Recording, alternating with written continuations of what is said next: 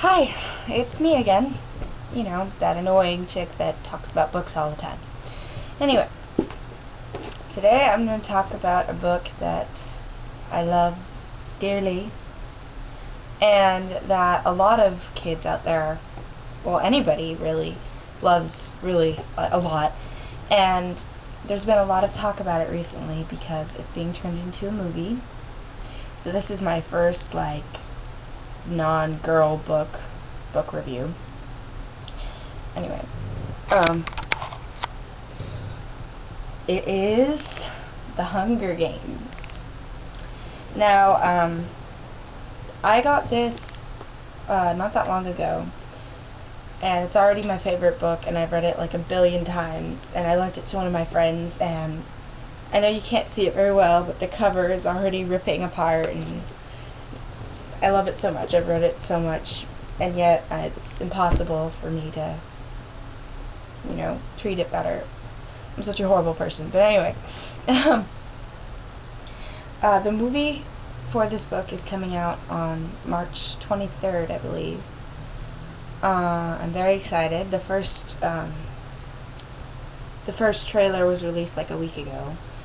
But for those of you who don't know what this book is about, I'll explain the premise. Now, I know a lot of people who've read the back of this book are like, oh, that sounds horrible, it doesn't sound interesting. I don't know who typed the back of this book, but I didn't do a very good job. The book takes place in this sort of post-apocalyptic kind of world, where almost the entire world has gone to ruin because of natural disasters like a hurricane or a tornado, and earthquakes and tsunamis, and basically all that crap that's been happening to us over like the past year, that stuff. So anyway, almost like the entire world is destroyed, and there aren't really any civilizations left except for one, and it's this country called, I believe you say, Panem. And in this country they have a place called the capital, which is sort of like Washington D.C. of their world, except it's like not anybody can just go there. It's the center of their government. It's where all the rich people live, the people who run the government and their families, and everything. That's the rich area, and they have food and water and everything they need there, and it's like paradise. And then there were these 13 districts that were poor, that didn't have any money or food, and that's where the people live. And each district had a job that they did. One district made diamonds, one grew food, one made coal, or mined coal. And that was how they were. And then those people in those districts decided that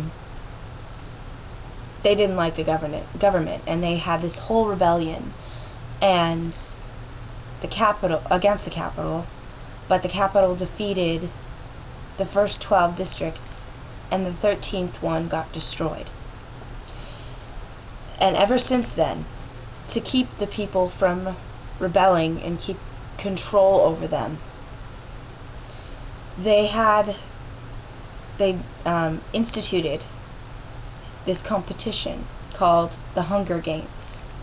And what they would do is they would take two people from each district, one boy and one girl between the ages of 12 and 18, so they're kids basically, and put them into this huge outdoor wastelands, not necessarily a wasteland, but this huge area called the arena, and set them out, and their job, the point of the game, is to kill all of them before they kill you. And the last one alive gets money and food and a life of luxury, basically, for themselves, and the food and money for their whole district. And the whole competition, the whole games is televised, and everyone in the country is forced to watch it. And that's basically the history of the world that this story takes place in. This country, Panem, is, people say it's the United States in the future, but it's actually just North America in the future. And I think it's like a few hundred years in the future. We don't know exactly how many, but I mean, I don't think she ever specified. But the story takes place when this 16-year-old girl named Katniss Everdeen volunteers to take her sister's place because her sister is 12 and a little girl, and she's scared to death. She doesn't want her sister to die, so she volunteers, and it basically starts the morning before the lottery they have to pick who goes to the games, and it shows you like a little bit of what her life is like and how she's had to provide for her family ever since she was a little kid, ever since she was like 11, and how she's had to get them food and keep them alive basically, and it's been up to her even though she's just a kid. And it shows such a contrast between the world that she's grown up living and this place where the capital, the contrast between her district, District 12, which mines coal, and the capital with all of its money and food.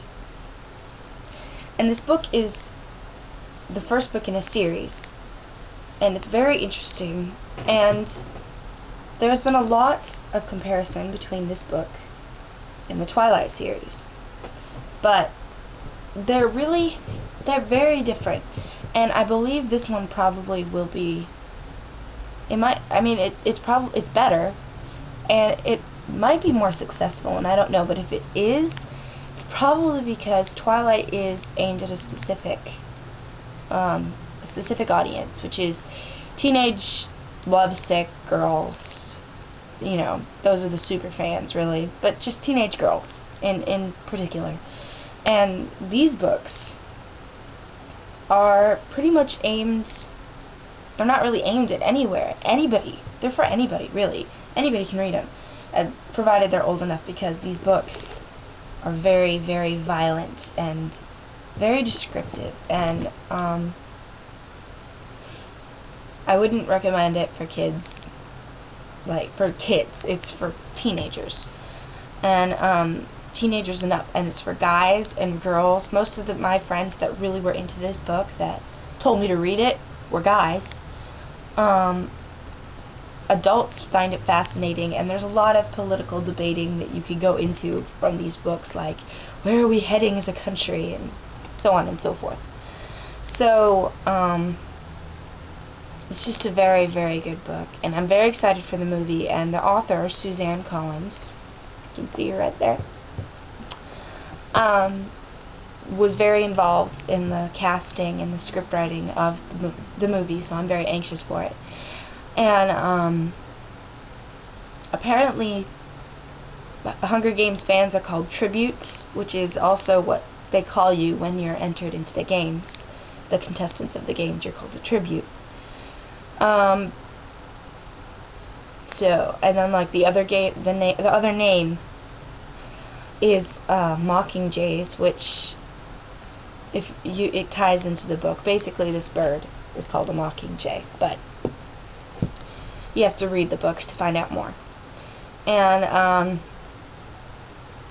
there's a lot of really cool stuff going on in this book, and it's very, very interesting. The way it's written is very, very interesting. It's very, very well done. The characters are, like, I don't know, you get really close to the characters, I guess. And I hope that you read it and enjoy it. And it's not that long, so like for those of you who are like, sounds cool, but I'm not really into reading, why are you watching this video then? It's not that long. It's like Okay, don't take the page numbers. It's 374 pages, but it's not like one of those books that it's like, that was exciting, now this part's boring, what's happened here. It's exciting the whole way, and it's paced well. And for those of you super Twilight fans who are like, I have to boycott this because it's rivaling Twilight, Stephenie Meyer, or however you say her name, she liked it. She says, I was so obsessed with this book. The Hunger Games is amazing. Well, there you have it. That's what she has to say, and that's what I have to say.